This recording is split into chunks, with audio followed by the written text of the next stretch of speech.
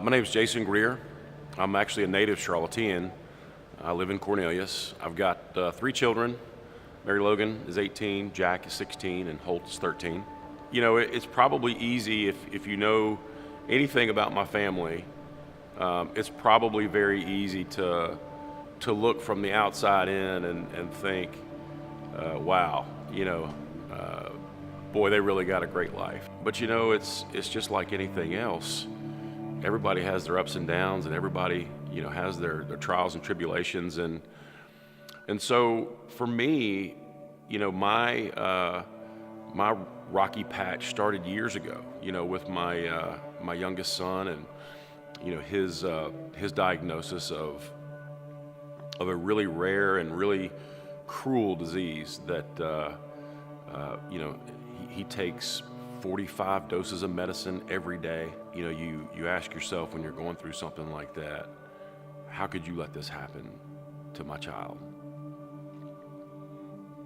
What did I do? Why can't I trade places? But you get through it, and it becomes your new normal, and I tell my kids all the time, when things get tough, you just put your head down and you go. And looking back on that, putting your head down and go today is probably a little bit different than when I originally wrote it. It's not just about, being tough through the tough times, but it's also about putting your head down and talking to your maker. Fast forward a little bit longer, and my daughter,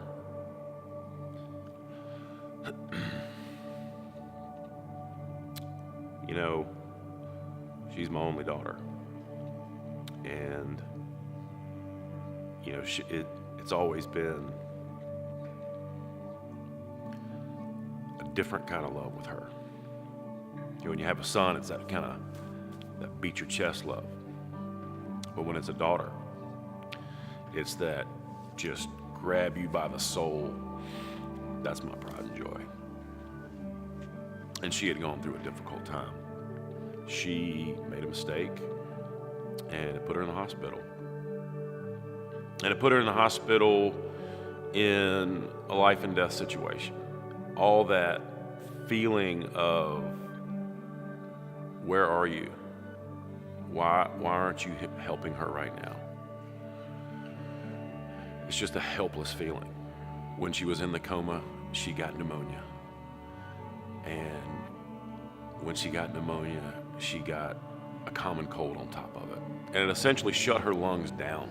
And I remember the doctor coming to me and saying, "Mr. Grier, I know you're a football guy."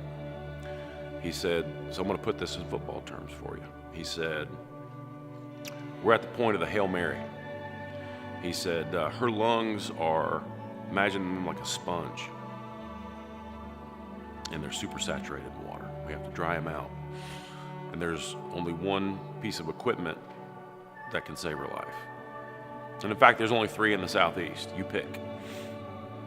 So we picked the nearest location, and we took her there. My daughter, who is dying, who literally had no prayer. I called Troy. In fact, I called Troy. I called a faith healer. I called Troy. I called a faith healer, and I called somebody from the AME Zion Church. And the Catholic Church. I had all my bases covered. I had every base covered. Troy and Penny came down every day. And there was a day where Troy couldn't come and Penny came, and I'll never forget.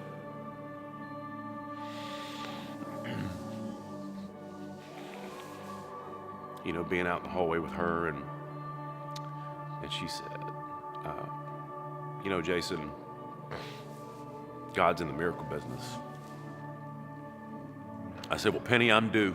A few days later, as they're about to wake my daughter up from this, and right before they're going to wake her up, the doctor comes to me and he says, "Mr. Grier, something just doesn't seem right." I said, "Okay, what's going on?"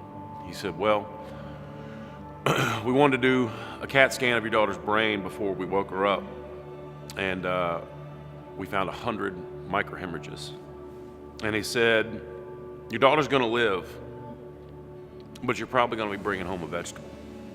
I remember thinking to myself, that's okay.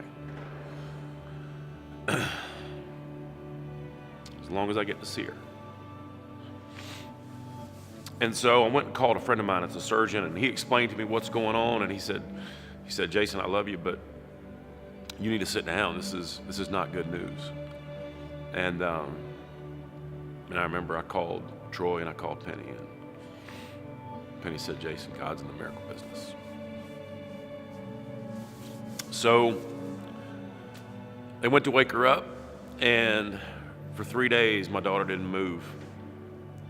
And they would do this test. They would come in and they called it the nail bed test. They would say, Mr. Grier, this is the most painful thing that we can legally do to your daughter to test whether or not her central nervous system is connecting to her brain.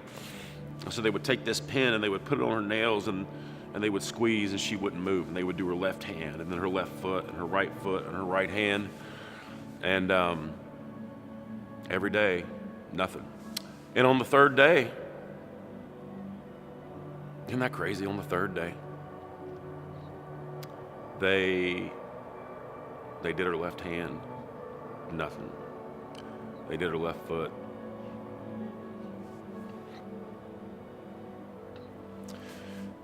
They did her right foot, and she wiggled her toe. And that was it. Today, she's in college. She joined a sorority. She smiles every day. She asks me to Venmo her money every day, or she orders something off Amazon every day. I get to do all the things that a frustrated dad gets to do with his daughter. Through all that is kind of the realization that I had begun to find a much more deliberate path to my Maker and to the Lord, and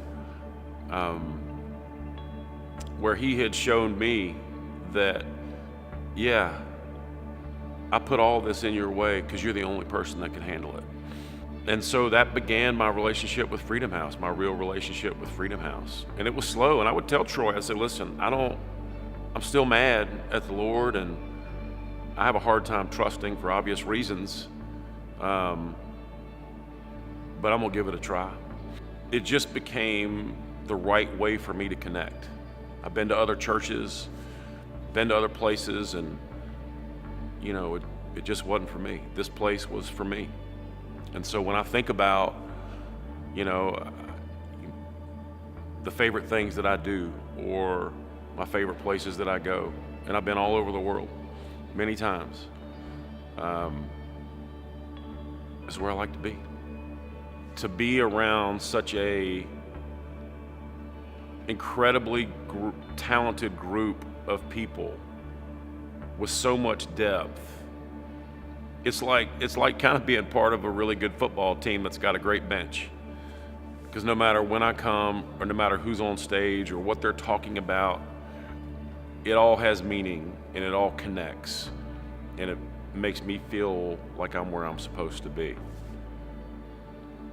Doesn't mean that I still don't have my trials and tribulations. Doesn't mean that I don't, still have my moments of weakness and doubt and frustration, but it's the place that keeps me centered. And to think that we now have a path to having a permanent structure and a permanent home right in the middle of our community that will enable other people the opportunity to connect in the way that might be comfortable for them and become one of their favorite places is pretty special.